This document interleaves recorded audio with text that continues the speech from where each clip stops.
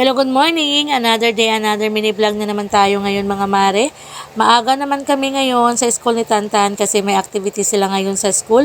At yun na nga, nandito na kami sa school. At gusto ko lang i-share sa inyo ang outfit ni Tantan today, Char. Na-order ko nga lang pala to sa Shopee at yung papa niya pala yung pumili nito. Kasi ito talaga yung pinakahilig ni Dada na anime.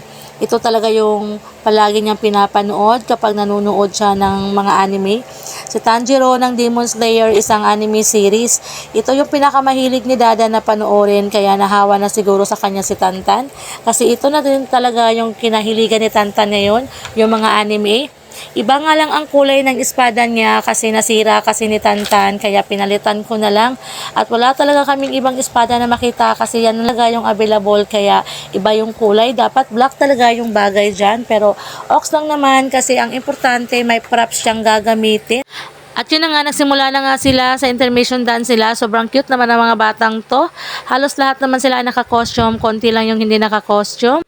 And after ng sayaw nila, pinaupo na rin yung mga bata. May kanya-kanya kasi silang dalang booklet, kaya pinapabasa sa kanila. Kahit nga hindi tugma sa karakter nila yung booklet na dala nila, okay lang daw, at least may mababasa sila sa upuan nila. Kasi itong araw na ito ay araw ng pagbasa. And after that, tinawag na rin yung every section para sa picture. Sobrang cute nga nilang tignan. And after that, umuwi na rin kami mga mare. At sobrang init na nga ng mga oras na yan mga mare, pero ox lang, kaya pa naman. At ito na nga ang Tanjiro ng buhay ko. Bumili nga siya ng snack niya.